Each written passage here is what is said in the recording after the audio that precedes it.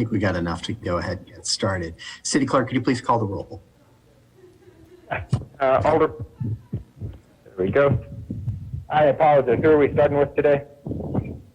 Alderman Braithwaite. Braithwaite. Wait. Here. Alderman Nguyen. Here. Alderman Wilson.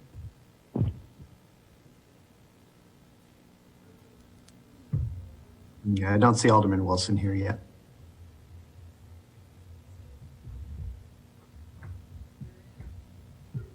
There he is. Mayor, the clerk is in transition because of the swearing in. Do you want me to finish up the? Oh, yeah, go ahead. I forgot that we have that going on too, so it's a little complicated. So Kimberly, go. Alderman Ruth Simmons. Are you able to hear me? We can hear you, yes. Okay, so Alderman Ruth Simmons. Alderman Stockfooten. Here. Alderman Ravel. Here. Alderman Rainey.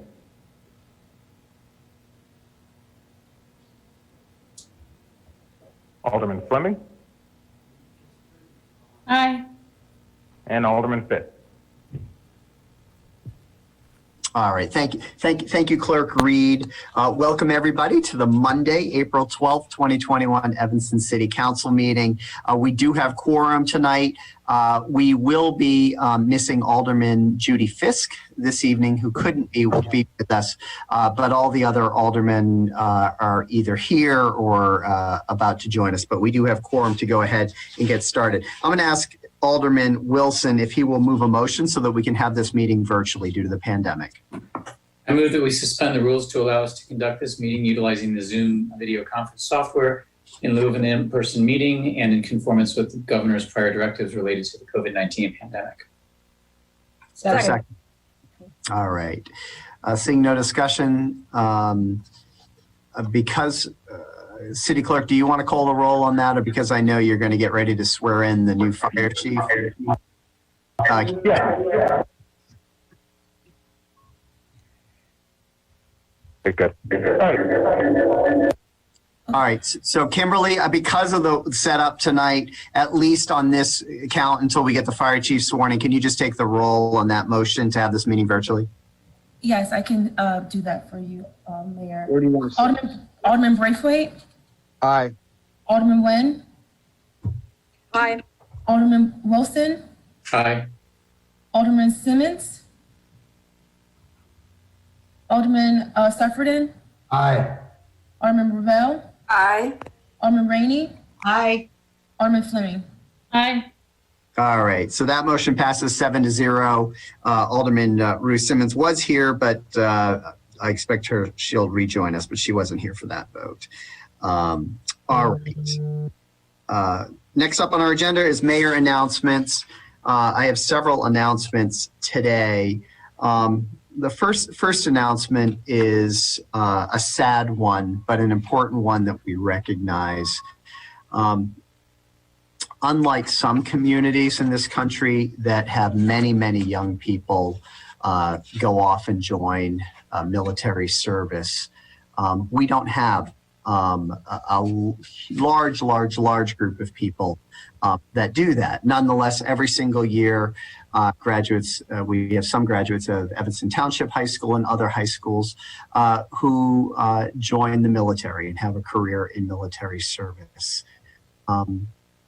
It's easy to forget these days when wars and conflicts tend to be fought overseas of the risk and the danger and the sacrifice that everyone in military service makes. And today, it's with a heavy heart that I announce that a 2009 graduate of Evanston Township High School, Staff Sergeant Joseph Edward Howard, passed away on March 26, 2021, in active duty, died in the line of duty on behalf of this country.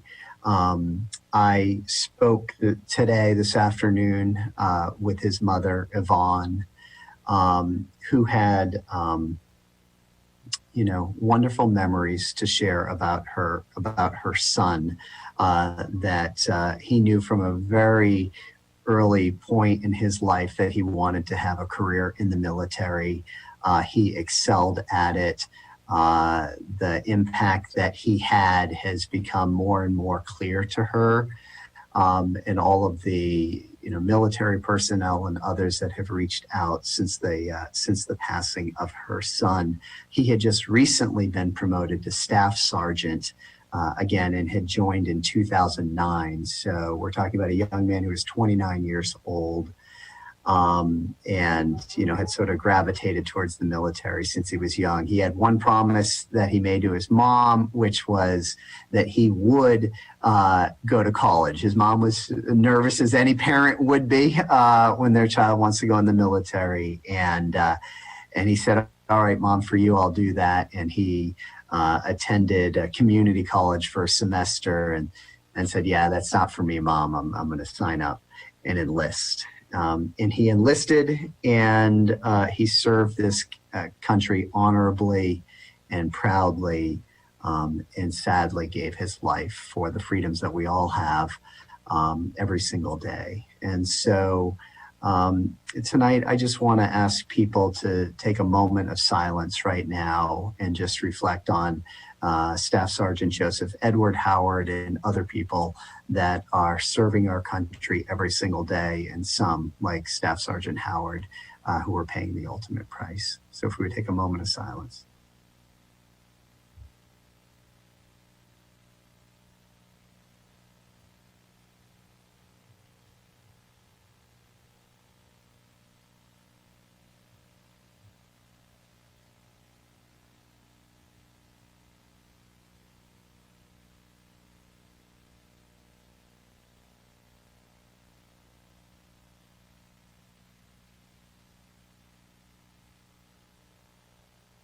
Thank you.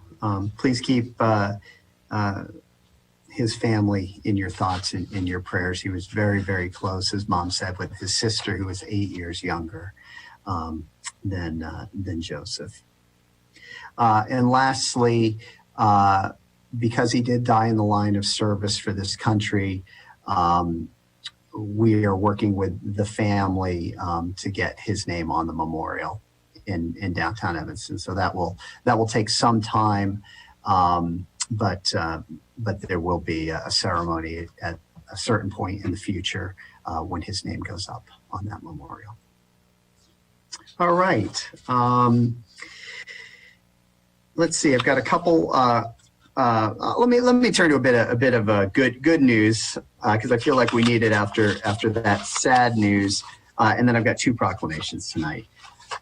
The American Red Cross every year identifies 12 heroes in the Chicago area. And for 2021, one of those heroes was our very own Chef Q Ibrahim, who many people know, who does lots of great stuff in our community with YOU and other organizations. And I'm just going to read a little blurb that they put out about the disaster service hero, Chef Q from Evanston. As the pandemic caused many people to lose their jobs, renowned Chicago Chef Q Ibrahim put her culinary passion to the service of those struggling to put food on the table. She started a free food delivery service to prepare farm-to-table meals and deliver them to families across Chicago. Chef Q enlisted the support of various organizations, many here in Evanston and in Chicago, and volunteers to be able to carry on with this operation. She now runs 2 kitchens and has hired laid-off school bus drivers to deliver food to the families.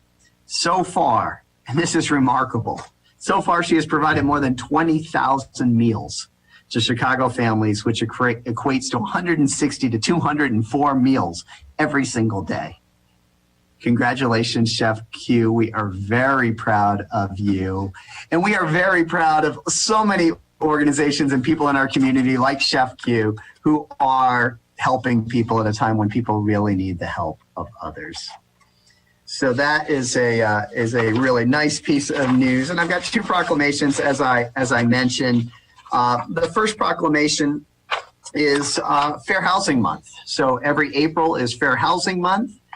And the premise of Fair Housing Month, as we all know, is that we all should have a right to decent, safe, and affordable housing as part of the American dream. And it's a goal of all Illinois residents, where individuals have the right to choose where to live without discrimination based on of race, color, religion, national origin, ancestry, sex, sexual orientation, gender identity, marital status, age, source of income, physical, mental disabilities, familial status, military status, unfavorable military discharge, in order of protection. Bottom line, nobody should be discriminated when it comes to housing. Whereas acts of housing discrimination and barriers to equal housing opportunity are repugnant to common sense of decency and fairness, and whereas economic stability, community health, and human relations in the state of Illinois are improved by diversity and integration. And whereas Evanston's elected officials, all of us here, are committed to highlighting the federal, state, and local fair housing laws and support programs that will educate the public about the right to equal housing opportunities and partner with government and other organizations to help assure every citizen's right to fair housing. Now, therefore, I, Stephen Howard Haggerty, the mayor of the city of Evanston, do hereby proclaim April 2021 Fair Housing Month in the city of Evanston and urge all residents to make a commitment to fair housing and support equal housing opportunities for all current and future residents of Evanston. If you are in search of housing and feel like you are being discriminated, please reach out to the city. We have a housing director, Sarah Flax, who's outstanding. We have Metropolitan Tenant Organization that works with us. And when these issues arise, we want to hear about it, and we want to work with organizations that we have contracted with, as well as people in the city, to make sure that that is rectified. So that proclamation we're proud to make. And then the final proclamation that I have today is one of National Healthcare Decisions Day. It's something that we've talked about here before as a council. We have Faye Clayton, who is part of an organization here in Evanston that has been advocating and outspoken about all of our right to choose healthcare decisions that are best for us. And so I am proud to issue this proclamation. It's pretty short, so I'm just going to read this one. Whereas held annually on April 16th, so this is coming up the end of this week on Friday, National Healthcare Decision Day was established to increase awareness about the importance of planning ahead for end-of-life care wishes and communicating those wishes to their family and healthcare providers. And whereas healthcare providers are increasingly finding it difficult to make healthcare decisions without knowing the wishes of their patients, and this challenge has become intensified, as we can all imagine, with increased patient isolation due to the COVID-19 pandemic. And whereas national studies show that the majority of Americans have not completed advance directives, whereas Illinois law allows for the use of advanced directives, and the Illinois Department of Public Health makes advanced directive forms available at no charge. And whereas in Evanston, there's a wide range of hospice and palliative care facilities and senior centers, as well as nonprofit volunteer groups that can offer resources to help educate residents on advanced care planning. And whereas National Healthcare Decisions Day will highlight the importance of Evanston residents to make their wishes known to family, loved one, and healthcare providers in advance of a serious healthcare diagnosis or situation, and to designate a healthcare power of attorney who can speak on a resident's behalf in serious medical situations when they are unable to do so. Now, therefore, I, Stephen Howard Haggerty, the mayor of Evanston, do hereby proclaim April 16th, 2021 to be National Healthcare Decisions Day in the city of Evanston. And I urge all residents to plan for and document their end-of-life care wishes and designate a healthcare power of attorney under Illinois law. This has never been illuminated probably more recently than the pandemic that everybody's been struggling through, and that sadly we've lost almost 600,000 people in the United States. 115 residents of Evanston have passed away because of it.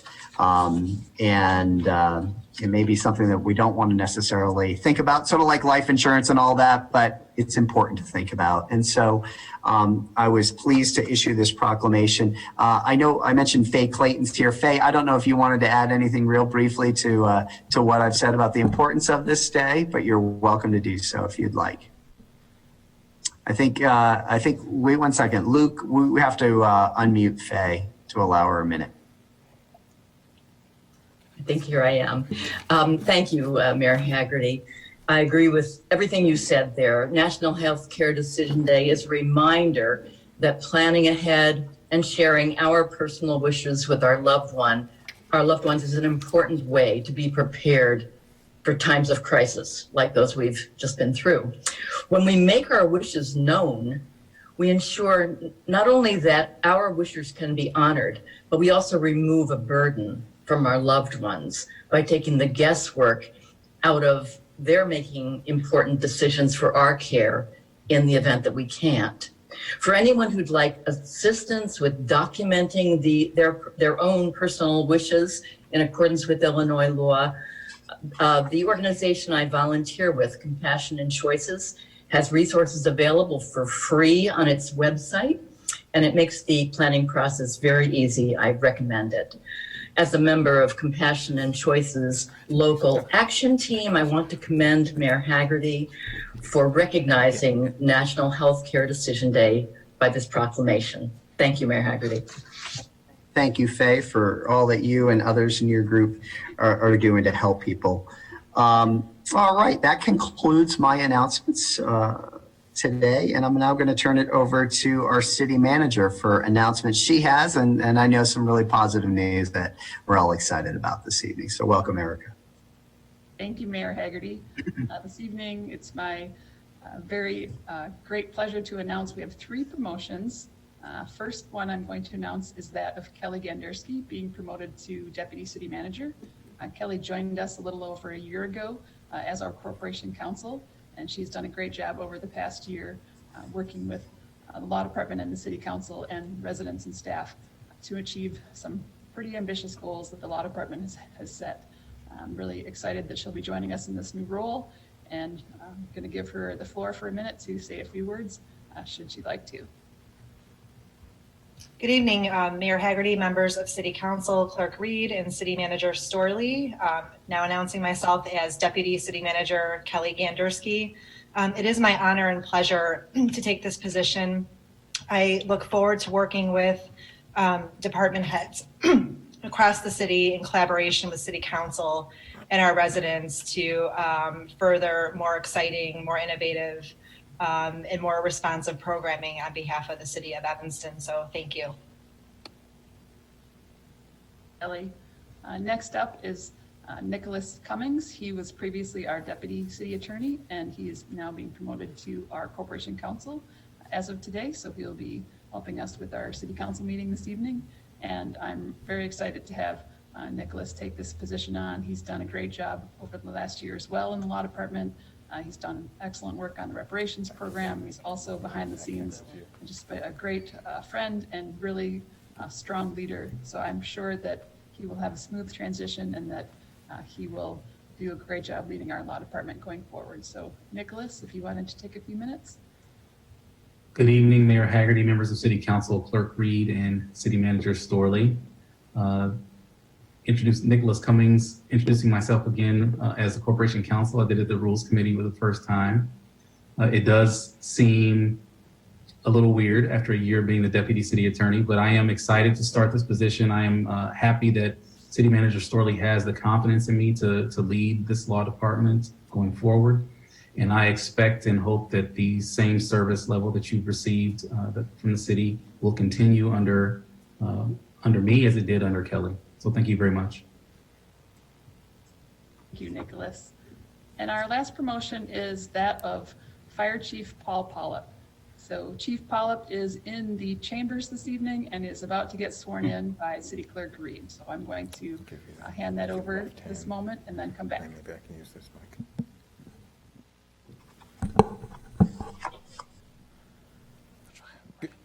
Right hand here. Good evening. I think we're on camera and we're ready to go. All right, we'll do the swearing in. Mr. Pollop, congratulations. Chief Pollop, if you can raise your right hand and repeat after me.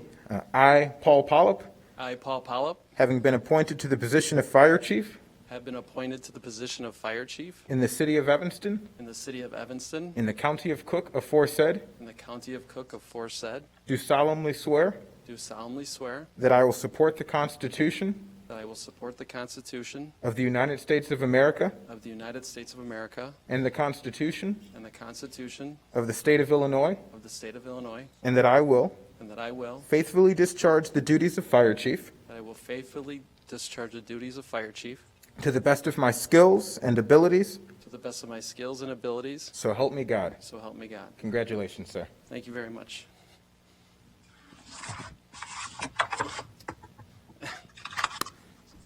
So good evening, Mr. Mayor, City Council, Clerk Reed, City Manager Storley. I first want to thank you. I'm honored and humbled to be named the next Evanston Fire Chief. I'm super excited. I'd like to thank my friends and family for all their support. I'd like to thank my brothers and sisters of the Evanston Fire Department and promise to give 100% so we all succeed as a department, and in doing so, providing the very best service possible to the residents of Evanston. I look forward to working with the new council. I look forward to working with the current council and learning on the way, and always giving my 100% to do my very best, and promising you that the Evanston Fire Department will always be there for you in their very best capacity. So thank you. Thank you, Chief Pollop. Congratulations. That was the first time we've tested our in the chambers version of the camera and setup, so I'm glad that it worked. Hopefully we'll be able to do more of that hybrid version going forward, but I just wanted to say how proud I am of Chief Pollop, how proud I am of Kelly, how proud I am of Nick. The staff that we get to work with at the city is nothing short of exceptional, and I'm constantly in awe of how smart they are, how innovative they are, and how willing they are to go the extra mile for the residents of Evanston. I've never been able to work with a more compassionate and more dedicated and more giving set of staff than I have here at the City of Evanston. So I'm really excited to see them progress in their careers. I'm really excited to continue to work with them here at the City of Evanston, and I look forward to all that they will bring to this organization and this community going forward. So thank you very much, Mr. Mayor. That concludes my announcements. All right, thank you, City Manager Storley, and congratulations, Nick, Kelly, and Chief Pollop. It's great to have you in these permanent positions. We're now going to turn to City Clerk Communications. All right. Clerk Reed? Yes, am I able to be heard? Can you, all right, am I able to be heard now? It still says I'm muted. You're still on mute in the chambers, Clerk Reed. You're mute. There we go. I think I'm unmuted now. There you go. All right.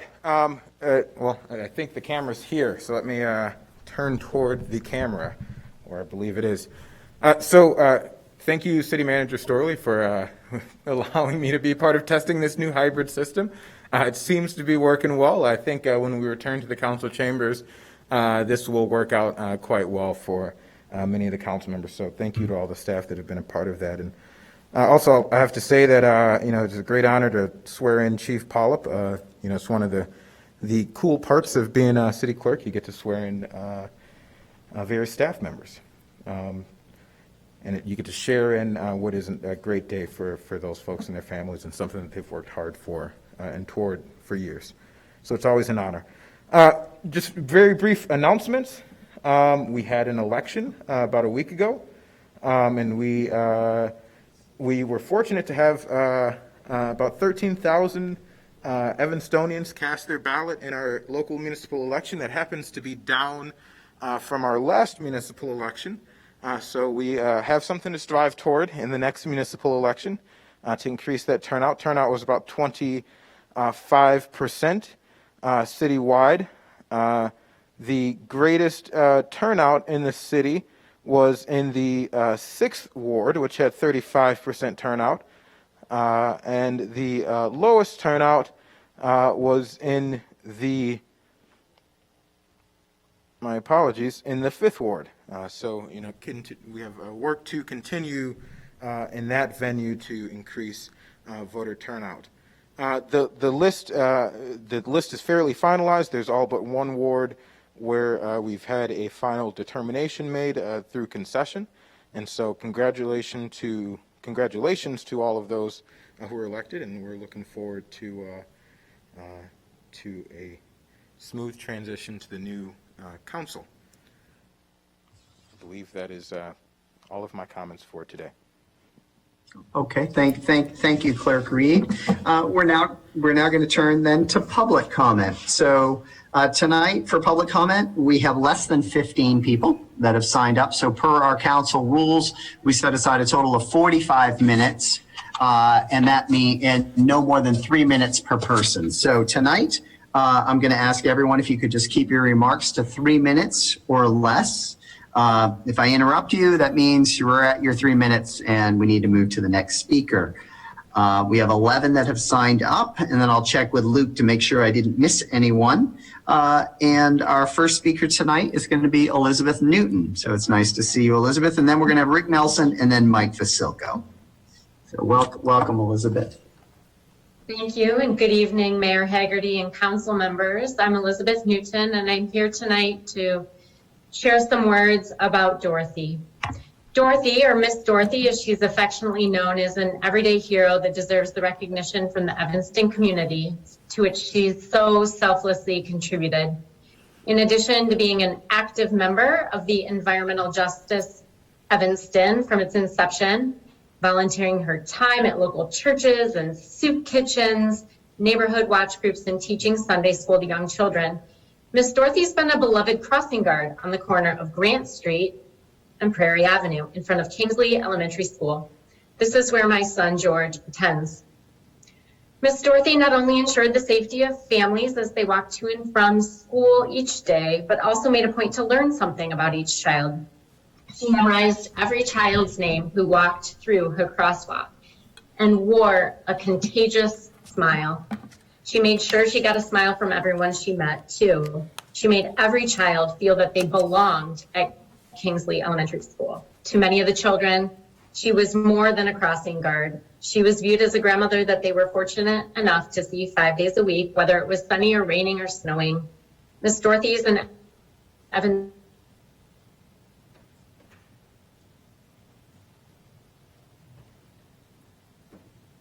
Elizabeth, at least for me, you've cut out. I'm thinking that's the case for others.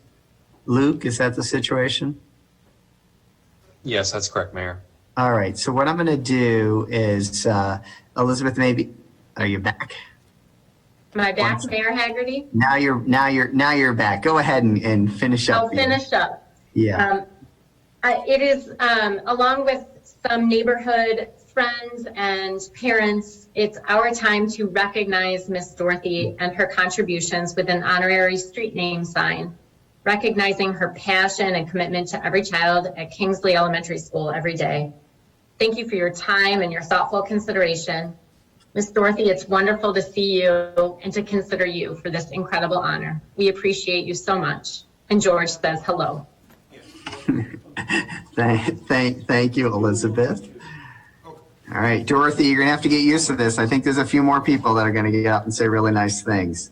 Next up, Rick Nelson. Welcome, Rick. And then we've got Mike Vasilko and then Tanya Noble. Okay, good evening. I'm Rick Nelson, and I'm representing the Environmental Justice Evanston Committee of Citizens Greener Evanston in providing our wholehearted support of the City Council approving the renaming of a portion of Prairie Avenue to Miss Dorothy Head Way tonight. Dorothy and her husband Sam were both highly valued members of our Environmental Justice Committee, working hard to help community members get relief from environmental injustices in Evanston. Dorothy's efforts range from speaking about her personal environmental justice experiences at a presentation, to organizing our committee's involvement at Streets Alive, to organizing, to simply being a strong, reliable presence at our monthly meetings. She always gave us her unvarnished opinion on the issues being discussed and was greatly respected by everyone on the committee. When she retired from our committee, we designated her as an honorary member for all her efforts. And even today, if we ask if she can do something to support our continuing work, she's always there to lend a hand. Prior to her involvement on our committee, Dorothy was a key member of Evanston Neighbors United, a group that worked hard fighting against the waste transfer station in Evanston because it was adversely affecting her neighborhood, the children attending the high school, and the larger community. She knew that the transfer station had been operating next to a historically Black neighborhood for years, knew how unfair that was, and fought hard to change the situation. In short, Dorothy has been a person not on the sidelines, but in the arena fighting for environmental justice in Evanston for many years, and that should be known as she is honored tonight. We also know that Dorothy was a very popular crossing guard on Prairie Avenue and was dedicated to the children she was responsible for protecting. Dorothy talked about that job a few years ago, and she described the kids she helped to get to and from school as, quote, her babies, unquote. And she meant it, and those words are just so symbolic of who Dorothy is. I'll wrap up by saying Dorothy is a wonderful lady with a big heart. She has given to our community in many more areas than I could even touch on tonight. She loves her neighborhood, the city of Evanston, and she has done so much to make both of them better places to live. So Dorothy, we love you, we appreciate you, and we are really overjoyed to see you get this recognition this evening that is so well deserved. Thank you. Thank you, Rick. Thank you, Rick. Next up, we've got Mike Basilko, then Tanya Noble, then Tina Payton. Welcome, Mike. Thank you. So I'm just going to repeat some of my comments at the other committee meetings. First of all, I'm opposed to the ethics board moving, or having the ethics board, I should say, eliminated as was proposed at the rules committee. I know that's not coming to you tonight, but it should be said that that should be something left for the next council to deal with. There's a couple of issues with Robert Crown, additional spending that's happening that people should know about.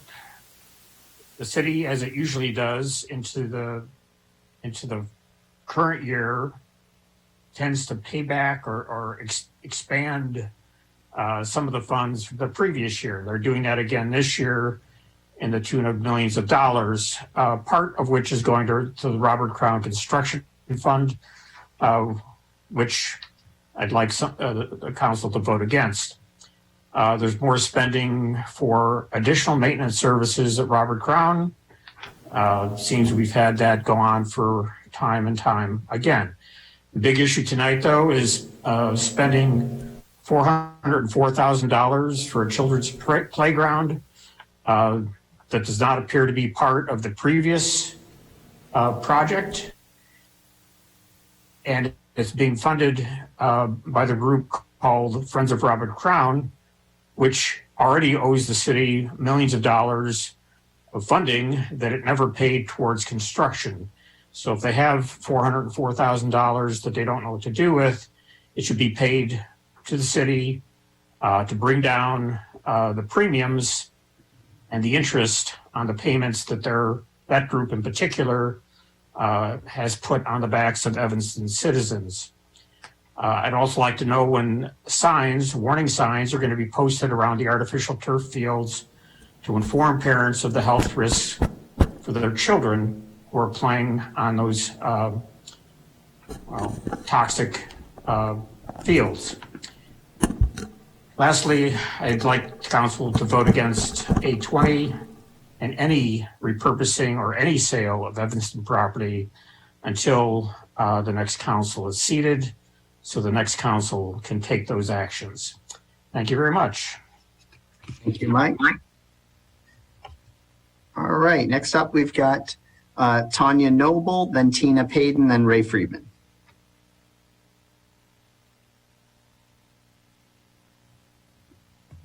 Good evening, Mayor and Council. My name is Tanya Noble, and I'm speaking tonight in support of the honorary street naming of Prairie Avenue as Miss Dorothy Headway. Hi, Dorothy. I've known Dorothy since early 2000s, and when she served as the hospitality chair at the Fifth Ward meetings with her loving husband, Sam. Dorothy and Sam were always ready to lend a hand, and Dorothy's kind and caring manner always brought a warm sense of community to any gathering. It's no surprise that she's won the hearts of others in Evanston. In 2012, Miss Dorothy and Sam joined a small group of us community members, Evanston Neighbors United, and began the difficult discussions about the environmental justice concerns in the Fifth Ward. I fondly recall how the seemingly mild-mannered Dorothy stood courageous and always spoke the truth when we faced opposition to our cause. Dorothy was always willing to speak about environmental justice to others and is a fierce advocate for helping others understand the injustice. Meetings, farmers market, street fairs, and even protests. Today, nearly 10 years later, the work of Miss Dorothy Head and Environmental Justice Evanston has resulted in an ongoing collaboration between citizens and the city of Evanston that has resulted in meaningful change. An EJ resolution, an air quality study at the waste transfer station, and continued efforts on an EJ ordinance. Miss Dorothy continues to be an honorary member of Environmental Justice Evanston, and it's only befitting that we honor her for a life well lived, and she be recognized by the naming of Miss Dorothy Headway. We love you, Dorothy. Thank you, Tanya. Next up, we've got Tina Payden, Ray Friedman, then the Reverend Dr. Michael Neighbors. Good evening, everyone. My name is Tina Payden, and you mentioned earlier fair housing. Fair housing with no discrimination should also apply to the city of Evanston against minority landlords. My family has been harassed by the city and administrative hearing for over 30 years. So while you are pretending to be fair, the proof will be in your future actions against my family and others. Also, I would like to respond to Alderman Rainey's earlier comment about us being against businesses in the Second Ward. It's funny how Fifth Ward Alderman Robin Rue Simmons is opening her business in the Second Ward when the Fifth Ward still looks like the ghetto with boarded up buildings for over a year. This still has not been addressed, nor any action taken against the landlord that has these boarded up houses. We have not received anything we asked for in the Fifth Ward. Also, we did not get heard about our zoning, R5 to R5A zoning in the Fifth Ward. We have asked for that for years to make it from 5 stories to 3.5 stories. It was on the agenda and taken off and said it was going to be heard in the future. And now here it is 4 years later and the council is changing. But here you are passing business zoning for Alderman Rue Simmons' investment project in the Second Ward, which is P2 on this agenda, and still the ghetto in the Fifth Ward. Vote no. All Black Lives Matter, not some or a chosen few. Have a good evening. Mayor Haggerty, point of privilege, I just want to know I do not have a business opening in the Second Ward, and that's completely false information. There is, however, a dynamic group of entrepreneurs that are opening a business in the Second Ward that I hope everyone takes the time to learn more about. Thank you. Sunshine Enterprise is your business. All right, so what we'll do is if somebody wants to pull that off the consent agenda, we can talk about it as a council more at that point. Okay, thank you, Ms. Payden. We got Ray Friedman, then Reverend Dr. Michael Neighbors, then Craig Watson. Welcome, Ray. Thank you. Good evening, everyone. First, I just want to talk about a few agenda items. I don't understand SP2. If there's an extra $24 million, what was this saved on? And can some of the $24 million be used to reduce our property taxes? Next, on A22, that was interesting. There was no statement as to even, it's so confusing, it doesn't say what it's for. After reading the PDF, it looks like it's for repaving an alley. So where's this alley at? It doesn't say. I don't know why it doesn't say. You're using general obligation bonds to finance that project. A10, A11, A12 totals $163,000 that I don't understand why our forestry department can't handle the landscaping and tree removal. Also for A15 for $51,900. Is this for landscaping or snow removal? And what business districts are included in this A15? Lastly, A6, 2 items, $890,000 for McCullough Park and $404,000 for Robert Crown, and A4 with $22,000 something for maintenance fees, which I figured should be included with the building. Anyhow, let me go back to the beginning of my my statement. On a lighter side, I wanted to thank everybody for their service. I wish everyone the best. Congratulations to Daniel Biss and all the Alder people, elected or reelected. First of all, I'd like to thank Alderman Wilson for addressing my comments. Over the years, as far as having a dialogue or discussion with residents, as we all need to be involved with the process. I hope the council will come up with a plan, as Alderman Wilson has suggested, to keep residents involved, informed, so we all can participate and be a part of the decision-making process. Oops, I lost my air. Okay. And as I mentioned in the Rules Committee, after signing up for all notices, I still receive 5 to 10 notices per day. I did not receive notice for council meeting this council meeting or last, and I did not receive notice of our last Thursday Second Ward meeting. I know I'm repeating, I'm sorry. The question is, how can I receive the information from last week Thursday's Second Ward meeting? So this is a question not just for my aldermen, but all aldermen who miss a ward meeting and want to keep updated, want to know what's going on in their particular wards. What's the process? Do we have any, I'm pretty sure it's not recorded. I think that Alderman Simmons is the only one who recorded any ward meetings, which I think it's a good idea. But is there a newsletter or something that goes out to residents to let them know what happened at their ward meeting? So that's it for now. Thank you very much. Have a good night. You too. Thank you, Ray. All right. We've got the Reverend Dr. Michael Neighbors, Craig Watson, then Carla Sutton. Welcome, Reverend. Thank you so much, Mayor. And I want to offer words on behalf of Dorothy Head and this exciting and amazing moment, not only in her life, but I think also in the life of Evanston.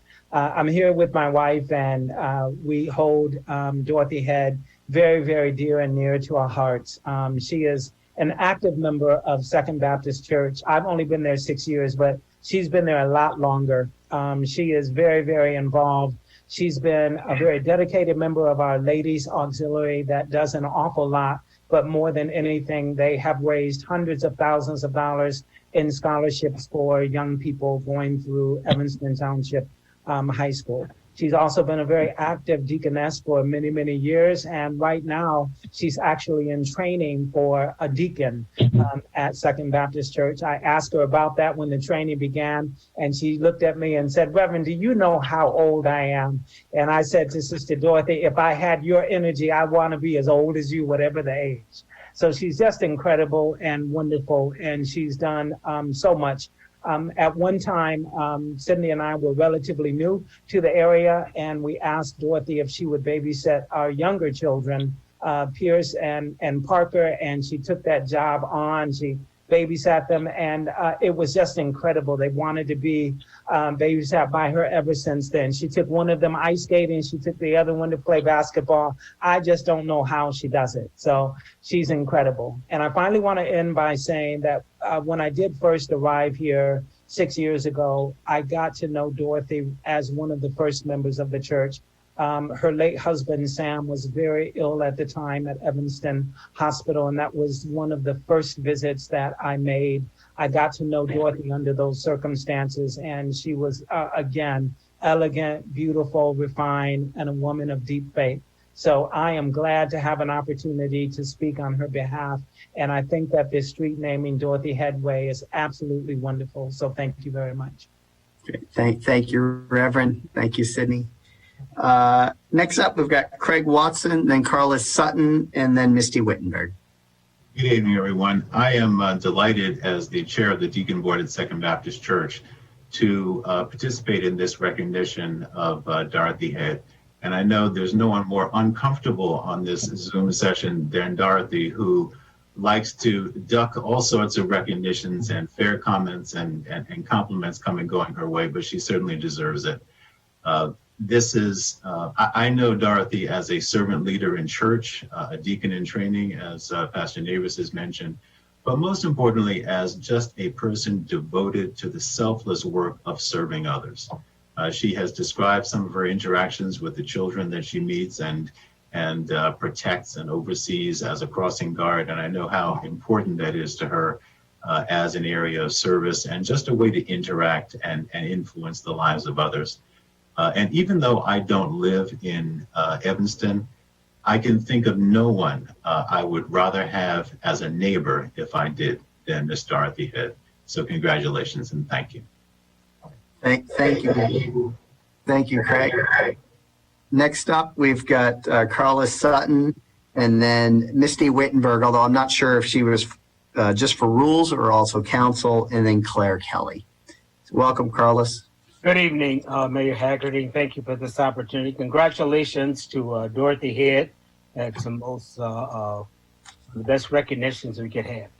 But this evening, I want to ask the City Council to vote no on P234021. Again, we have these developments that are not fully aired for the citizens. I think it's a bad deal. It's a bad place. And at this time, we have to be very concerned about the conflict of interest of people who also are involved in the city and also involved in voting for projects that they will in some way benefit from. So I want to take this opportunity also to thank Misty Wittenberg for her comments and Ray and Mike Valesco. And I hope we continue even with the new council about willing to be seated. Thank you. Thank you, Carlos. Carlos, I want to make sure I just record you. Which specific item were you referring to? You read a whole number. Was it several or just one? Just one. It's just that one. P234021. Vote no. Thank you. Thank you. Okay. All right. My understanding is that Carlos is the last speaker at public comment today, that Misty Wittenberg and Claire Kelly were signed up for the Rules Committee and not council tonight. I just want to confirm that with you, Luke Stowe, before we move on to the next part of our agenda. That's correct, Mayor. All right. So thank you, everyone, for coming and speaking at public comment. What I would like to do now is I would like to move up A18 to the beginning of our agenda before special orders of business, because we had so many speakers and we have Miss Dorothy Head with us, and it's an exciting item on our agenda. So Alderman Ravel, would you mind moving A18, please? I would be delighted to do that. I move approval of Resolution 40-R-21, designating a portion of Prairie Avenue between Grant Street and Colfax Street with the honorary street name sign, Miss Dorothy Head Way. Second. All right. This item's open for conversation. Go ahead, Alderman Ravel. Okay. Well, we've heard, obviously this evening during public comment from a number of really eloquent speakers about Dorothy, from Elizabeth Newton speaking on behalf of the many parents at Kingsley School about their affection and appreciation for Dorothy, who took exceptional and loving care of their children on their way to and from school. So I was really delighted when the parents approached me with the request to recognize Dorothy with the honorary street name sign, because I already knew and admired Dorothy from working with her on drafting the environmental justice ordinance for Evanston. I joined the Environmental Justice Committee in 2014, but Dorothy, of course, had already been working for environmental justice for many years, working in particular, as we heard tonight, to mitigate the negative impacts of the waste transfer station and the impact on the neighborhoods around there. So Rick Nelson described Dorothy's really important contribution there. Tanya Noble, I also met Tanya during those committee meetings. And then we heard from representatives from her really devoted service in her church. So I just can't think of a better way to honor Dorothy than and her many contributions. But and really, I think we all really look forward to being able to meet with Dorothy in person on Prairie Avenue when the signs are ready to be installed, and we can really have a great celebration together. But in the meantime, I just urge my colleagues' support for the resolution this evening. Thank you, Alderman Ravel. So this is open for any comments or discussion. Alderman Ruth Simmons. Thank you. When I heard about this recommendation, it was because of Ms. Head's stellar service as a crossing guard, and I didn't know that. But immediately I thought how appropriate because of her attention to environmental justice in the ward, and it is a area that our ward has not followed as closely as we should collectively. But Ms. Head, in our absence, has owned that and has protected us and fought for us and educated me. And because of Ms. Head and some others, we have paid a lot closer attention to it. So I want to say congratulations for this opportunity and this honor, Ms. Head. Thank you for your leadership as a Fifth Ward neighbor. Thank you for all that you've done to provide positive, actionable, valuable input to the neighborhood. Thank you. Thank you, Alderman Ruth Simmons. Alderman Braithwaite. Thank you, Mr. Mayor, and thank you very much to Miss Dorothy. The two words that come to mind is always consistent and always present. And I just want to thank you so much for the past 10 years of your service on the Environmental and Justice Committee. Obviously, it's been stated before on your consistency and presence with the waste transfer station, as well the many of times I've had an opportunity to worship at Second Baptist Church. Again, always consistent, always presence, and with a wonderful smile. So congratulations to you, your family, and definitely looking forward to be present at the street naming ceremony. Thank you, Mr. Mayor. Thank you, Alderman Braithwaite. Okay, Alderman Ruth Simmons. Sorry about that. Alderman Holmes sends a message. She wasn't aware this was happening tonight, and she wants to congratulate you also. But she will definitely be at the street naming in person when that happens. And I want to mention that Janet Alexander Davis sent an email with messages as well. So lots of people in the community really excited about this. All right. So seeing no more hands up, I am going to ask the city clerk if you will please take the roll on A18, Resolution 40-R-21, designating the portion of Prairie Ave between Grant Street and Colfax Street with the honorary street name sign, Miss Dorothy Head Way. It's got a nice ring to it. Yes. Am I heard now? City clerk? Can I be heard now? I'm sorry. Kimberly, I see that Clerk Reed's muted, and I know that he was at the council chamber, so maybe in transit. No, I'm here. Oh. There's some feedback, Clerk. I'm sorry. Is Anderson? Are you here? Can you? I was told. If you want, I can go ahead and do it, and then we can get your feedback fixed. Why don't we do that? So No, I'll go. A lot of feedback, clerk. All right, I should be able to be heard now. Go ahead, Clerk. Is that the case? Good. Okay, great. I just want to very quickly add my voice to congratulate Ms. Head. Ms. Head, we met a long time ago working on when I was briefly on the Environmental Justice Subcommittee of CGE, so it's, I know that you've done a lot of great work in a number of roles in our community, so congratulations. Calling the roll, starting with Alderman Braithwaite. Aye. Alderman Wynn. Aye. Alderman Wilson. Aye. Alderman Ruth Simmons. Aye. Alderman Suffredin. Aye. Alderman Ravel. Aye. Alderman Rainey. I'm sorry, couldn't. Aye. Okay. Alderman Fleming. Aye. Here we go.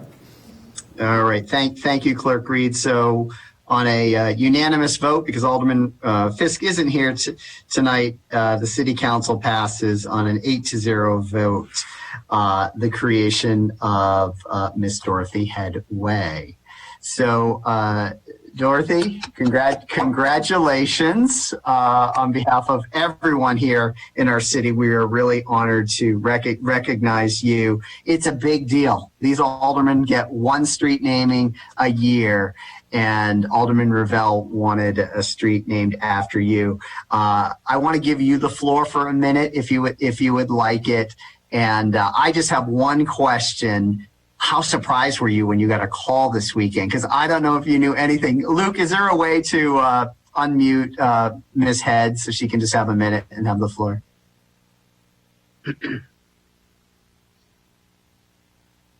Mayor, she'll need to go ahead and press unmute. Oh, so, okay, she'll do that then.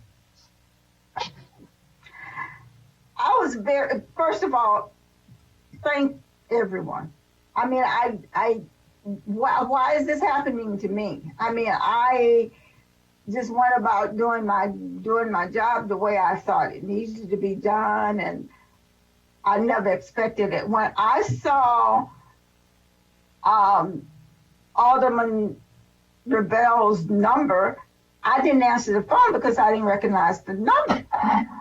So she left a message, and then I looked at my voicemail, and I thought, Alderman Rebel, why is she calling me? I haven't heard from her in years. I mean, I see her. When I saw her on the corner with the kids, but I'm thinking, why is she calling me? So I listened to the voicemail, and then I thought, a recognition? Am I getting ready to die?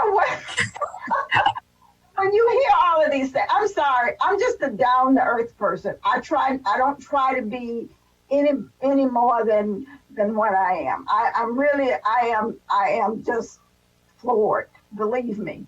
But first of all, I want to say I thank God for this particular job, because it came at a time when my husband had just died, and I was in a very, very low point.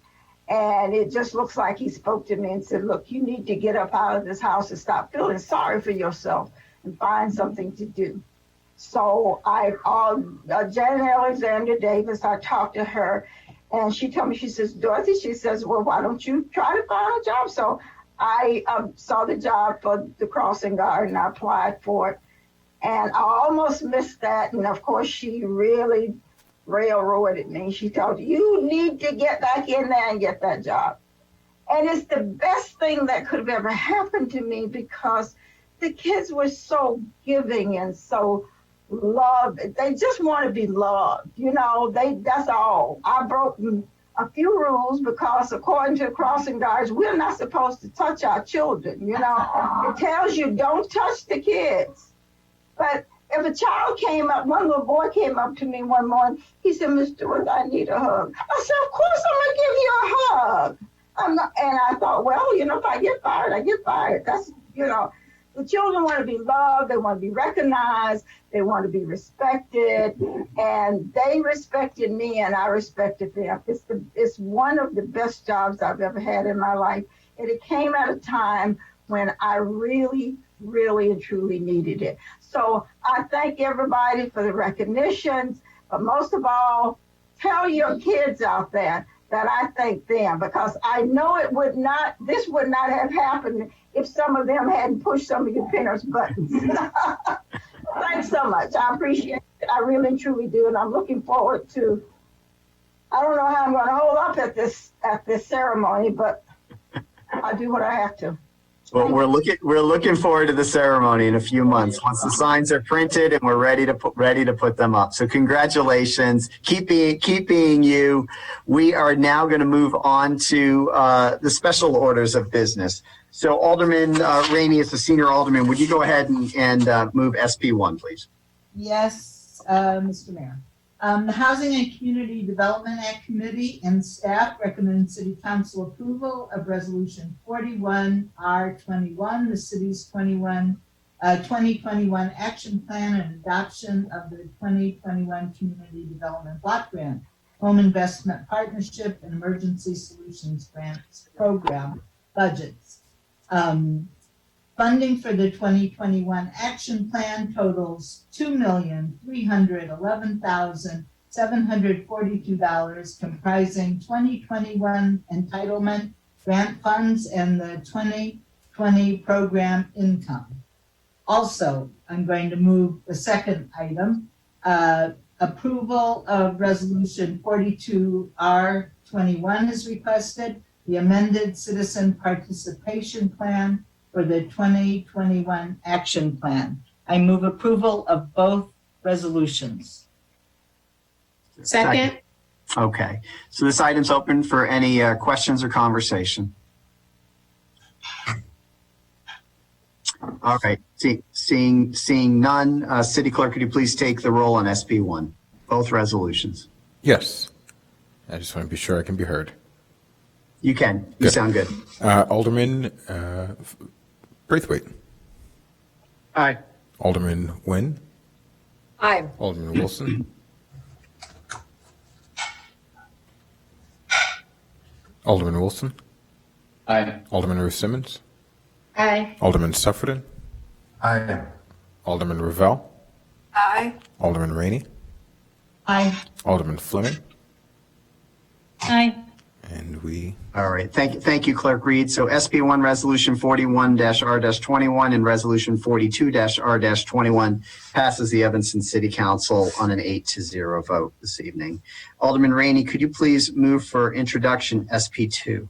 Yes, for introduction, staff recommends City Council approval of Ordinance 38-021, authorizing the manager to increase fiscal year 2020 budget by $14,401,326 to a new total of $335,110,556. I believe our city manager is going to make a presentation. I move introduction. Second.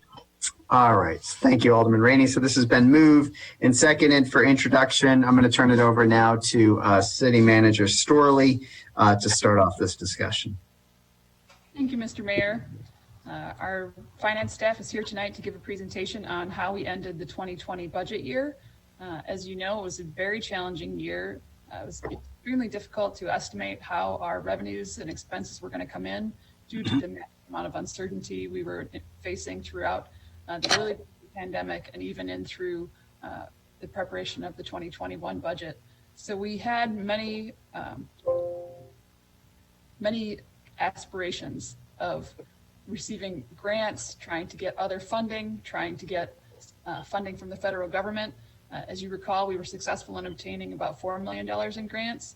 And in addition, we were able to secure $650,000 worth of pass-through funds from the county that were made available through the CARES Act. So that was the funding that we received for 2020. During that time, there was lots of talk about additional funding being made directly to local governments to help combat the revenue loss. A large portion of our general operating funds come from revenues that are sometimes discretionary. And being that we had no hotel taxes coming in, very few, no concerts, no football games, all of our various revenue sources were hit extremely hard.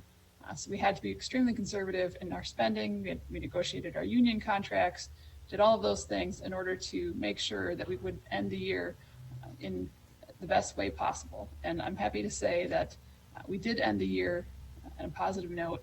And at this point, I'm going to ask Hitesh Desai, our CFO, to take you through a brief presentation, and we'll go over some of the detailed numbers. Okay. Good evening, Mayor, the members of the City Council, and thank you, Mayor Stoley. Okay, are you sharing the screen? Okay.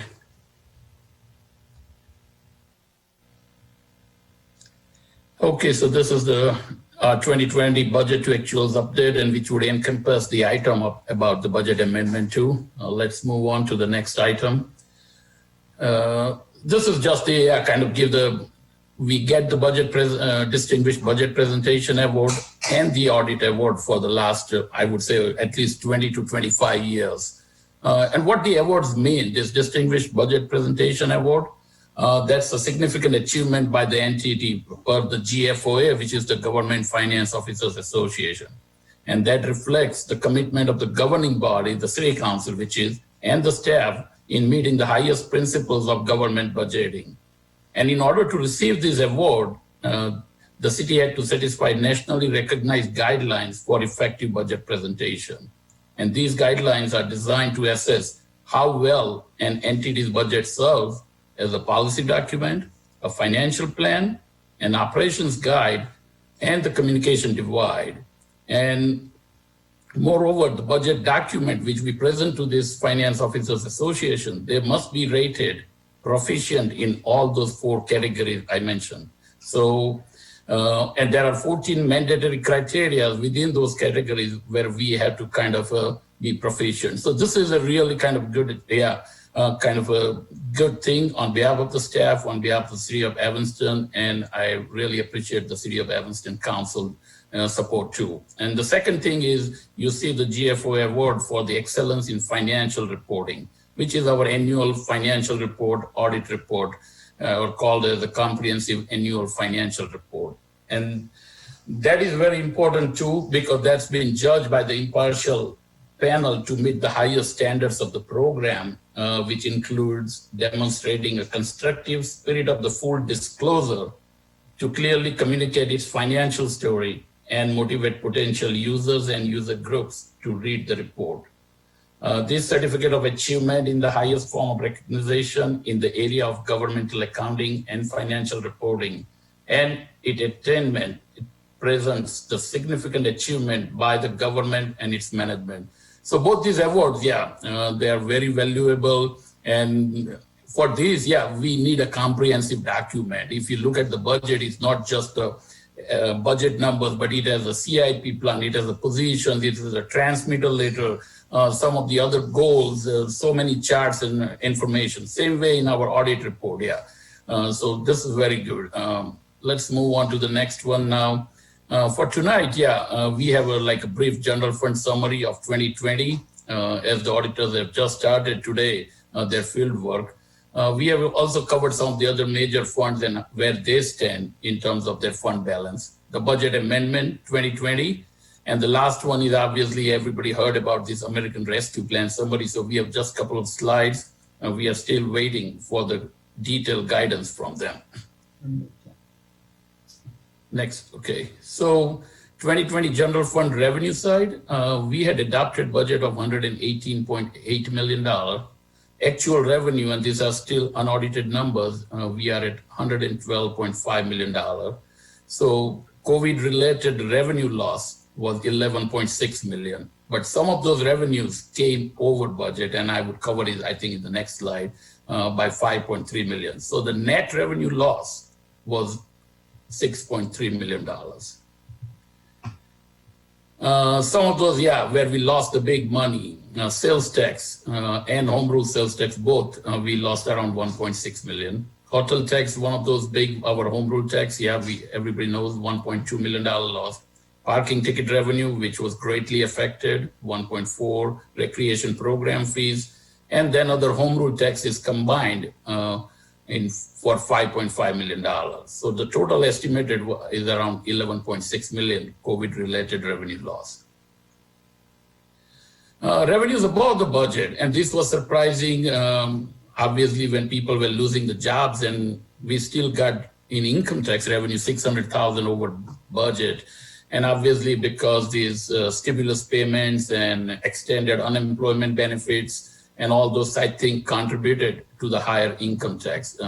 State use tax, this is online payments, where people, instead of going to a brick and mortar store, bought it online. So, and people being home in 2020 because of the COVID-19, I think that's the big revenue. And this is like a common with most other communities too. And the building permits, as people were home, I think there were a lot of other projects, other roof-related projects, other repairs and rehab-related projects. So that kind of contributed to around $2.4 million over budget in building permit. And then the grant revenue, which wasn't budgeted. So the total revenues above the budget was $5.3 million. General fund expense side, for 2020, our budget was $117.2 million. Actual expenses, we came down to $110.4 million, resulting in a savings of $6.8 million. And some of those things which we did, obviously the staff furloughs, some of the positions were held vacant, equipment purchase or some of the other contract restructuring, and then the conservative spending by the staff. So all this contributed to around $6.8 million reduction in the expenses. Okay, general fund net. So 2020, we are expected to end still unaudited number at $2.1 million. Obviously, we need this surplus to replenish the general fund, which is beyond its 2 months of fund balance requirement, and the insurance fund, which has a huge negative fund balance of 10.5 and around 6 million in cash. So obviously that is funded by general fund. So we need that money. At the same time, we are thinking about using some of the towards the equipment replacement fund so that we don't have to issue the bonds for the purchase of the vehicles. And that would be a best use of the general fund surplus money. And here it says general fund balance is around 15.6, which is around 14%, compared to a 16.6, which is the 2 months of operating expense. Okay, the other major funds which are like important besides the general fund, parking fund was affected because of the garage revenues and the meter revenues, but still kind of where we expect to end in a positive number at around 450. Water fund and sewer fund have a decent fund balances. Solid waste fund is still kind of trying to get to the the positive territory, and we expect maybe in the 2021 we might end it on a positive note.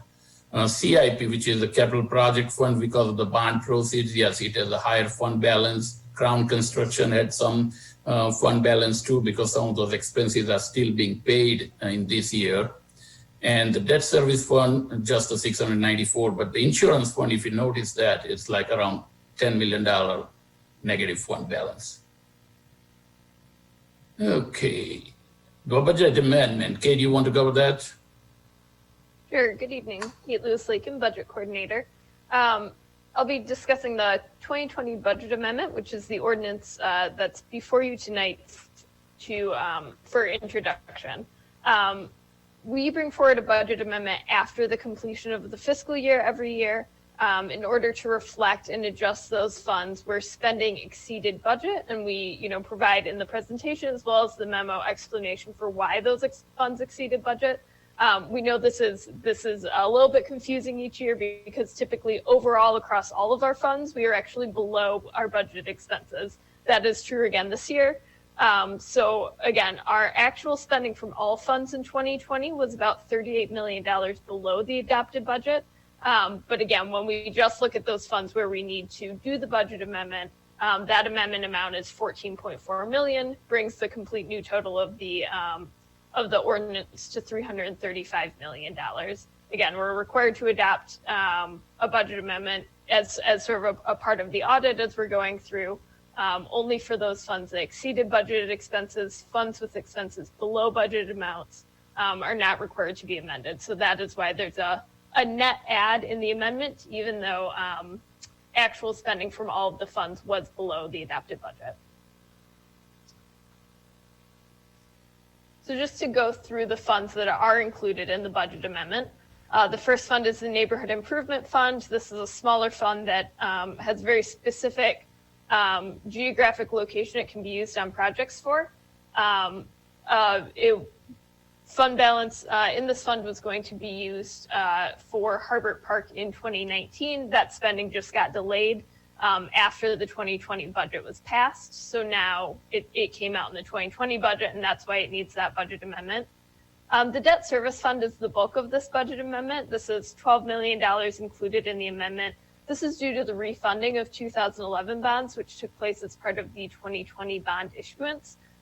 When we do that refunding, we issue new bonds, pay off the prior bonds. So there is a revenue and there's a higher than budgeted expense, but there is a matching revenue from those new bonds to balance that out. And again, going forward, that gives us, we do these refundings so that we have better interest rates going forward on those bond payments. So we do the refunding to save the city money over the longer term. In the Howard Ridge TIF, the increment was higher than budget here, so the TIF was able to pay back the parking fund for a capital project, a parking lot in the TIF, as well as provide a few developer support payments that were approved by City Council and supported development in that area. The special service area number 6 just needs a very small budget amendment. Just a small discrepancy between the amount that was budgeted for the property tax and the amount that was actually received at the end of the day in that fund. The Crown Construction Fund, the amount of the amendment there is about $800,000. This is all due to the timing of project invoices, just not knowing when we do the budget each year exactly how much is going to fall in each budget year. The project itself is not over budget by this amount at this point at all. It is just a matter of timing. The fund also supported some extra debt service this year based on a gift from the Friends of Robert Crown to help take some of that burden off the general fund and the other, other monies of the city this year. So that is why that fund is over budget. And then the police and fire pension funds, simply again, it's a forecasting issue of we don't know exactly what our pension benefits will be each year, and these are the amounts that each of those funds was slightly higher than budget in the expenses for pension benefits. The next few slides are on the American Rescue Plan Act, the stimulus funds that are expected this year. Erica, did you want to talk about those, or do you want me to start that off? I'll go ahead and take over from here. Thank you very much. I appreciate it. So as many of you know, I announced this at the last council meeting. The federal government did pass the American Rescue Plan Act in March.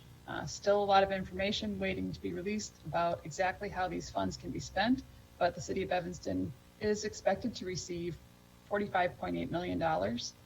This funding was set aside for local governments to stabilize their revenues so that they would not result in a loss of employees or staff or public safety or other vital services to communities.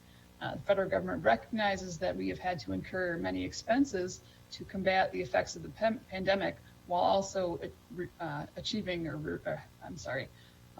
experiencing pretty significant revenue loss.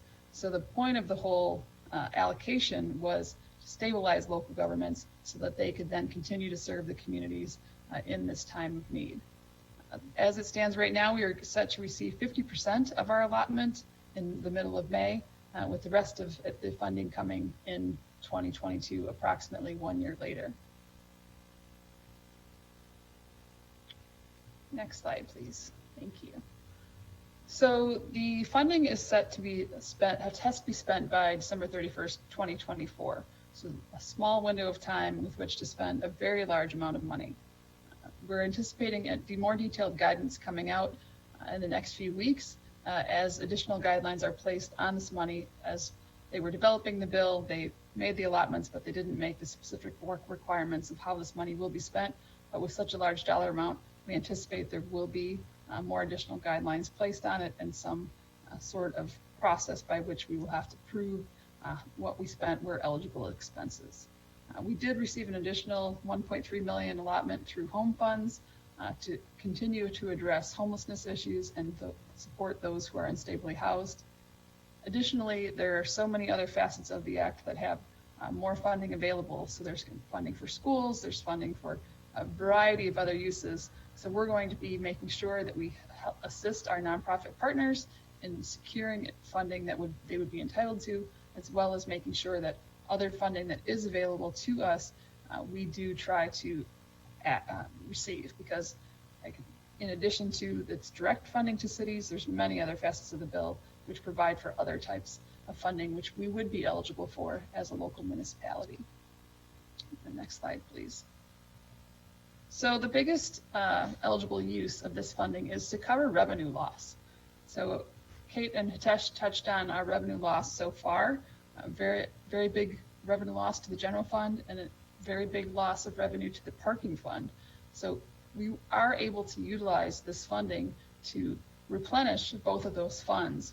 And not only the loss of revenue in 2020 will count towards this, but additional revenue loss in future years, 2022, 2023, as compared to our base year, which is 2019.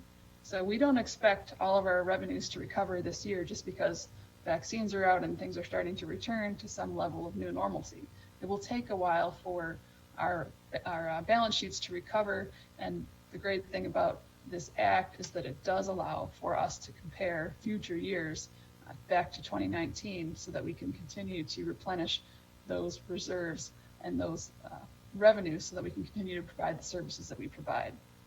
The three other eligible expenses for this are costs to respond to the public health emergency with respect to COVID-19 or negative economic impacts, including assistance to households, small businesses, nonprofits, aid to impacted industries such as tourism, travel, and hospitality, and then costs to respond to workers performing essential work, and then lastly, water, sewer, and broadband infrastructure projects. Next slide. There you go. Thank you.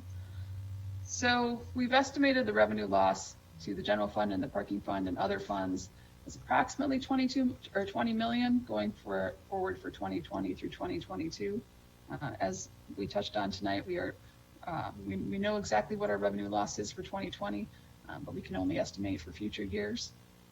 And an additional priority is that as the council was deliberating the 2021 budget, we had to eliminate a number of positions of city staff. In addition to eliminating a number of positions, there were also a number of positions that we felt were pivotal to performing the services that we provide to the community, but yet we didn't actually have the funding to fill them. And so they were held vacant in the budget. So we will be planning to fill some of those positions. We're currently evaluating which ones are the highest priority need, but anticipating that with the addition of this funding for the current year, that we would be able to fill some of those positions going forward, potentially as soon as the summer.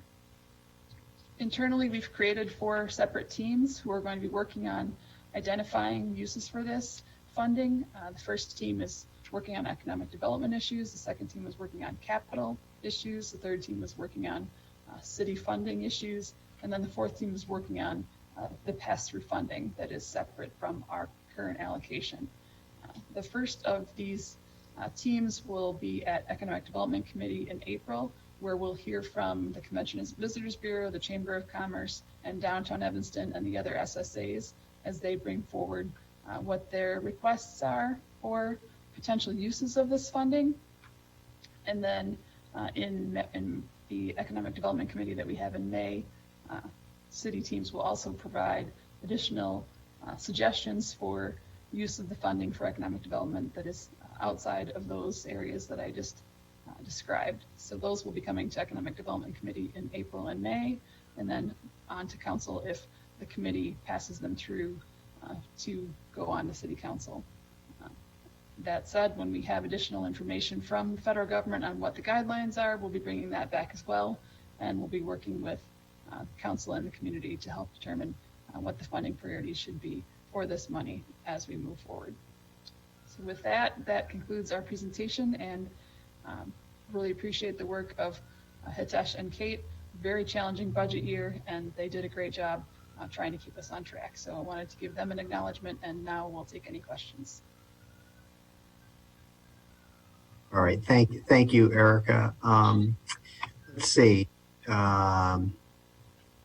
Hard for me to take the presentation down so I can see the whole screen and we can see everybody on the council. Bring it up if we have to.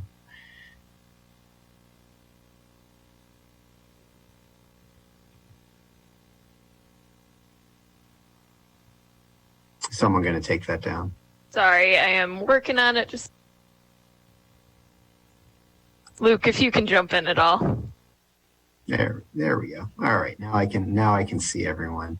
All right, so thank you, Erica, Hitesh, Kate, for that presentation, that update on our 2020 budget, as well as on the American Rescue Plan. I'm now going to open it up to any questions or comments from our council members. Let's start with Alderwoman Fleming. Thank you. I had one question that was on the slide that I missed. We talked about our reserve balance, which was like at 14%. Was there a mention about using some of the surplus to shore that up? I missed that piece on that slide. Yeah. So I think the city manager staff's first thing was we're going to get $20 million in the first tranche, or half, 50% of this 45 million, the first tranche, and that they want to use that for its primary purpose of making sure that these municipalities around the country, including Evanston, are, in a similar financial position or stronger financial position than they were prior to the pandemic. So that would mean shoring up the cash reserve. But Erica, anything else you want to add on that? I think there was a slide that talked about not the Rescue Act, but before that. Yes, you're correct. There was the $2.1 million surplus in the general fund budget at the end of 2020. And we're proposing that we would replenish some of that, the general fund, fund balance with that, and then put an allocation towards the insurance fund as well. And what would that bring up where we are not 14%, or would that bring it up to? The proposal that we would be suggesting is $1 million to the insurance fund and $1 million to the general fund. And I'm not sure if Kate can run that number off the top of her head, but if she can, she'll give us a percentage. So Alderman Fleming, we are at 14%, and if we add this 2.1 million estimated surplus, we would be around 16, little over 16%. So which would be close to 16.66. Now, once we see the money from the American Rescue Act, obviously, as Mayor indicated, that it would be towards the loss of revenues. So if we put that money into general fund, obviously, because most of the revenue loss in the general fund, besides the other in the parking fund, that would shore up the fund balance. But then again, we need the money for like insurance fund, which is a $10 million negative. We have like a requirement for equipment replacement, which is a good use of the money instead of transferring from general fund and borrowing the money to buy the vehicle. So that is the other use. So I think we would be, I expect even after we get the money, put it towards the revenue loss and give the money to insurance fund or equipment replacement fund, if we could be like anywhere between 16 to 20% fund balance in general fund. All right, thank you. And Hitesh and Erica, so again, I guess I'm just thinking about the American Rescue Plan. If there's three big buckets for that, one is shoring up our municipal finances, which is a primary objective of that. Two is investment into economic development, getting people back to work in our commercial areas up and running. And then three is investments into infrastructure, which we have many needs there. Is that correct? Absolutely. Okay. Got it. All right. Any other questions about the 2020 budget? Alderman Revelle. Well, I'm looking particularly at the debt service fund. We're ending 2020, according to the amendments we're going to be making, with expenses of $12 million higher than the budget. But did we not plan when we were doing the budget to be refinancing the bonds? I thought we did that regularly every year. So why did we not kind of provide for that in the budget when we approved it initially? So Alderman Revelle, the thing is, yes, we know about the refunding, but we don't know about the interest rate environment, what kind of savings we would get, how would we refund. So like if you remember last year when we refunded, the kind of interest rate were so favorable because of the COVID-19, we generated a savings of $2.3 million in refunding. That's like some kind of significant amount. And at the same time, I try to look at the structure in such a way where we get the reoffering premium. So that helps us to bring our par value of the bonds down. So these are the uncertain environment. Like even I'm talking to financial advisor now, the things have changed. The rates have gone up because of the transition to the more normalcy. So yeah, because of those uncertainties. But again, I would say that just like your mortgage, if you have a mortgage with Chase Bank for $300,000 with 3% interest, you refund it and did it with the Bank of America for $300,000 with 2.5%. Per accounting rules, we have to show both as a revenue too, the money which we got a new loan, and we have to show expense of the old loan paid off. But yeah, this is not a true expense increase of 12 million. It's just because of refunding. Thank you, Hitesh. All right. Seeing no further comments or questions, thank you, Erica and Hitesh and Kate for that presentation. So this was moved for introduction and it was seconded for introduction. And so I'm going to ask the city clerk then if he would go ahead and take the roll on this. And this is SB2 Ordinance 38-0-21 2020 budget amendment. Yes. Alderman Braithwaite. Aye. Alderman Nguyen. Aye. Alderman Wilson. Aye. Alderman Ruth Simmons. Alderman Ruth Simmons. Aye. Alderman Suffredin. Aye. Aye. Alderman Ravel. Aye. Alderman Rainey. Aye. And Alderman Fleming. Aye. All right, thank you. SB2 Ordinance 38-0-21 2020 budget amendment passes the Evanston City Council on an 8-0 vote. All right, we're now going to move to the consent. We're now going to move to the consent agenda. We did have committee meetings earlier today, so I'm going to ask the aldermen if you will all take a minute, look at the agenda, and let me know what items you would like pulled off or any items that were pulled off during committee. A17. A17 is off. Okay.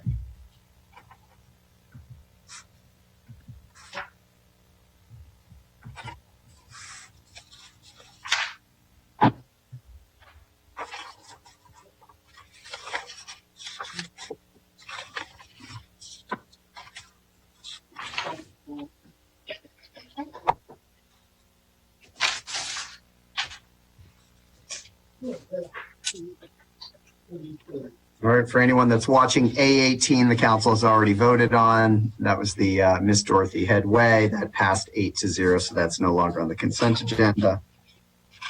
Any other items that people would like pulled off? P2. I'm sorry, what is that, P2? Yep. P2 is off, okay.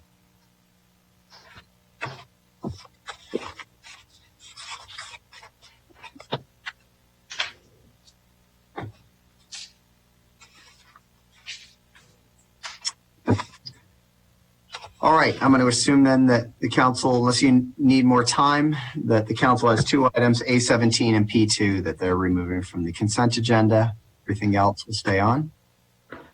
All right, so Alderman Suffred, and then can you just move the entire consent agenda? You don't have to go through each item, but. I move the consent agenda with the exception of items A17 and P2. A second? Second. All right. All right, seeing no discussion, City Clerk, could you please take the roll on the consent agenda? Yes. Alderman Braithwaite. Aye. Alderman Nguyen. Aye. Alderman Wilson. Aye. Alderman Ruth Simmons. Aye. Alderman Suffredin. Aye. Alderman Ravel. Aye. Alderman Rainey. Aye. And Alderman Fleming.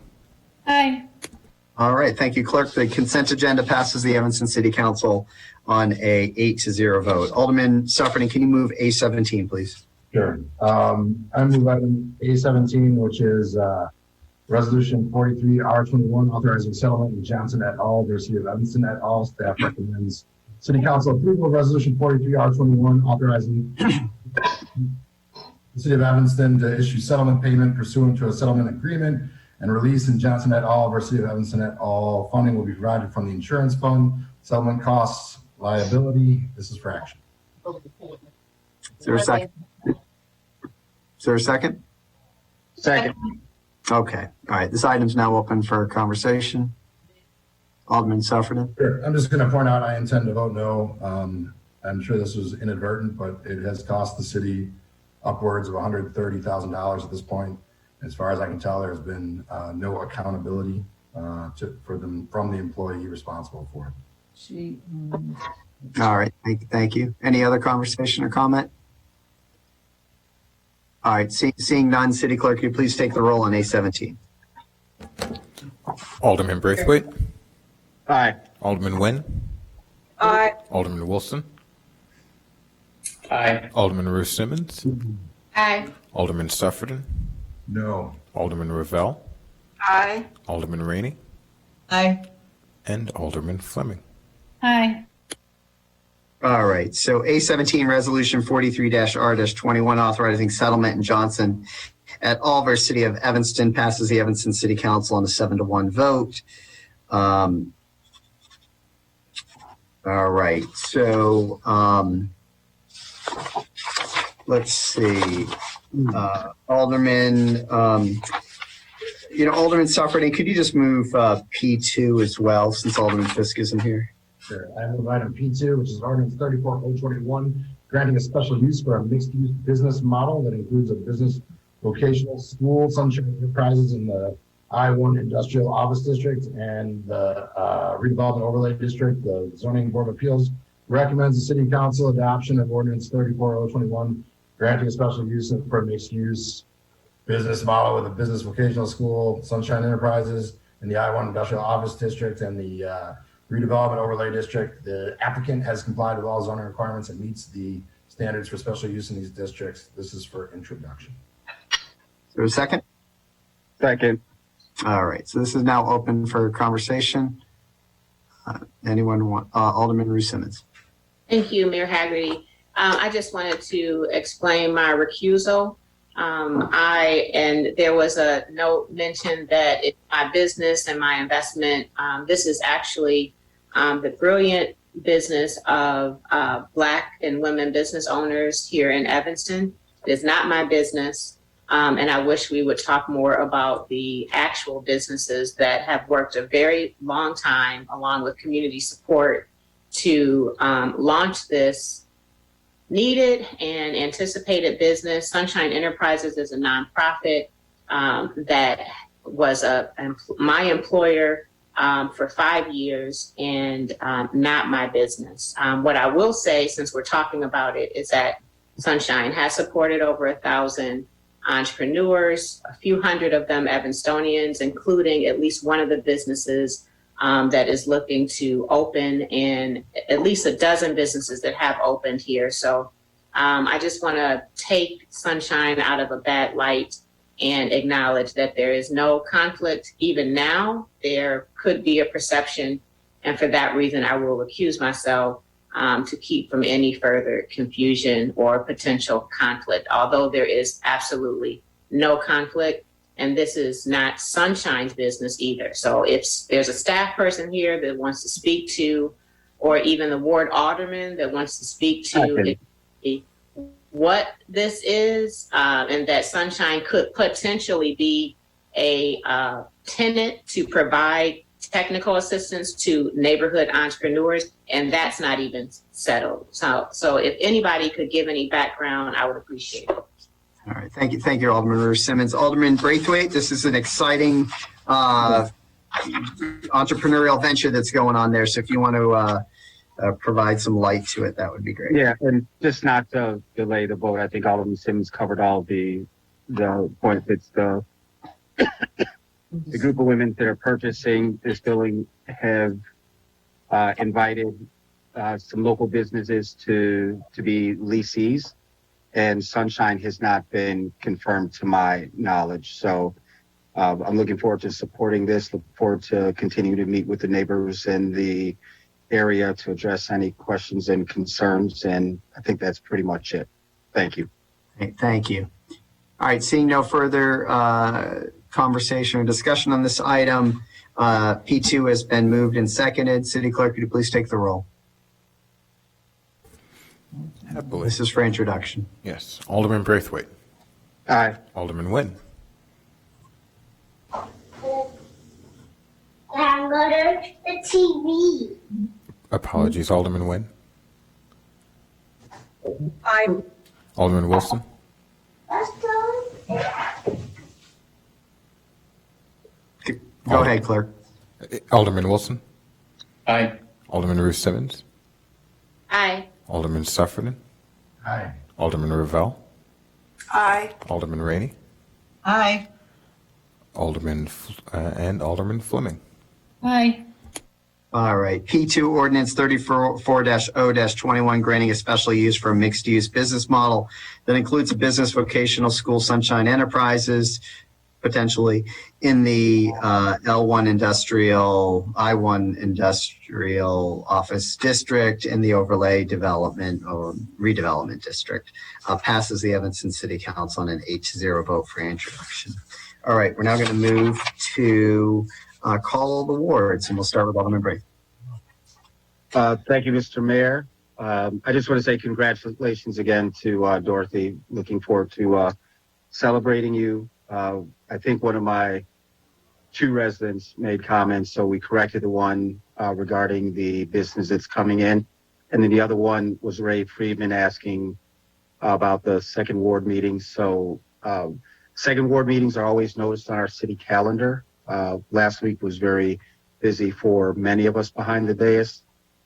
Notes from that meeting were covered by Evanston Now. So thank you very much, Bill Smith, for talking about the libraries and also talking about the new project that's coming in the ward. That will be noticed to all the residents within 250 feet, as well. Some of the staff reports will be repeated at our next regularly scheduled meeting. Thank you very much, Mayor. Thank you, Alderman. Alderman Nguyen. Yes, thank you, Mr. Mayor. Just one announcement. The next third ward town hall meeting will be Thursday, April 22nd from 7 p.m. to 8:30 and via Zoom. All right, thank you. Alderman Wilson. No report. Alderman Ruth Simmons. Thank you. We are rescheduling our fifth ward meeting for next Wednesday, the 21st, 7 p.m. on Zoom. Thank you. All right, Alderman Sufferton. For anyone interested in the 2715 Hurd proposal, it is at Plan Commission Wednesday night. Thank you. Alderman Rainey. Are we skipping Ravel? Oh, excuse me. Alderman Ravel. Sorry. No report, Mr. Mayor. See, I knew that. I must have sensed that. I know. Alderman Rainey. I just want to make a comment about the $20+ million we're going to get in our first installment and small businesses. Not all small businesses are going to be promoted as needing money by the chamber and special service districts. There are a lot of second-tier heroes in this city who have actually survived COVID-19. They are hanging on by, the skin of their teeth, as they say. And they are desperately in need of a cash infusion of all kinds, all up and down Howard Street, up and down Main Street, Dempster, all over this town. And they've really been unrecognized as heroes, hanging in there, every now and then submitting liquor tax money, sales tax money, desperately trying to survive. And I mean desperately. They're on life support, and they are going to need some of this money. And I hope they're not going to be forgotten. I think they're more important than infusing pension funds, infusing any kind of funds that we have in the city before. I think they're more important than doing that. They should be first. And because they're the ones who are going to fill our general fund revenues. Once they get back on their feet. I mean, I want the theater on Howard Street to start paying their rent. I want, Hip Circle to start paying their rent. I want all the liquor taxes to be paid. But these people, they were paying their employees when they had no customers, these people. And we need to help them get back to business. And so I just wanted to say that. I didn't want to interrupt during the regular council meeting, but I hope we give them some help. They really need it. Thank you. Thank you, Alderman Rainey. And just so everybody knows, because I don't think the city staff said this, but you just mentioned it in passing, this money from the American Rescue Plan cannot be used for pensions. Okay, well, so I just threw that in. We understand your point. All right, Alderwoman Fleming. Yeah, actually, Alderman Rainey, to Alderman Rainey's point, I'll just add on, we also have lots of small business, the home-based businesses that have been able to hang on. And I know economic development has been trying to release more money there, but hopefully they're also included. Two updates. Thank you to Environmental Justice Evanston, who held a meeting with Ninth Ward residents. And for those who are interested, we're going to do a walking tour on this Saturday to walk the area behind Aldi so we can start to utilize their expertise and figure out how to clean up the area back there for environmental pollutants that people are concerned about. Also, to Ray Friedman's point, I will tell you, it's interesting that Evanston now covers the second ward meetings. We, as you know, Ray, don't have staff, and our city staff go to a lot of evening meetings because we have a lot of evening meetings. So I can tell you I'm one who I don't tend to have city staff at my meeting unless they're given a presentation. Therefore, there are no notes from my meeting because I'm running the meeting and I'm not taking notes. And I also don't record the meetings because a lot of times people talk about things they want to talk to me about or their neighbors about or so on and so forth. And it's not necessarily for the public record. So I would say if you're not getting announcements, you should go back on the website and make sure you're signed up or send an email to city staff and make sure they sign you up because I imagine Alderman Braithwaite is not sending those email announcements himself.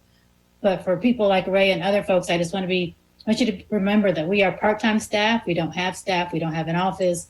So while we're trying our best to communicate most times, we probably are not taking notes and sending out follow-up newsletters for our ward meetings because we don't have the staff to do that. So if you missed something, it's probably best to email an alderman and ask what you missed. If you didn't get an email, maybe check your settings and make sure that's happening. But I just want to be fair to my colleagues that we don't have staff. This office isn't set up like that. So those type of complaints, maybe citizens can be a little more productive to make sure they're getting the information that they are looking for. Thank you, Alderman Fleming. All right, that concludes call of the wards. Alderman Wilson, can you read us into executive session tonight? Yes. Pursuant to 5 Illinois compiled statutes, ILCS 120/2A, I move that the City Council convene into executive session to discuss agenda items regarding personnel, real estate, and litigation. These agenda items are permitted subjects to be considered in executive session and are enumerated exceptions under the Open Meetings Act. The exceptions are 5 ILCS 120/2A, C1, C5, C6, and C11. Is there a second? Second. All right, seeing no discussion, City Clerk, could you please take the roll to recess into executive session? Gladly. Alderman Braithwaite.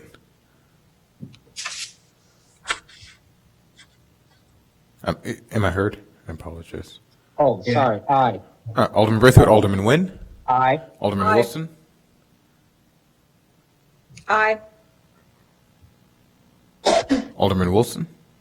Aye. Alderman Ruth Simmons. Aye. Alderman Suffredin. Aye. Alderman Ravel. Aye. Alderman Rainey. Aye. Alderman Fleming. Aye. All right, thank you, Clerk. So on an 8-0 vote, the Evanston City Council is going to recess into executive session. Thank you, everybody, for joining us this evening for the City Council meeting. Our next regularly scheduled council meeting will be Monday, April 26th.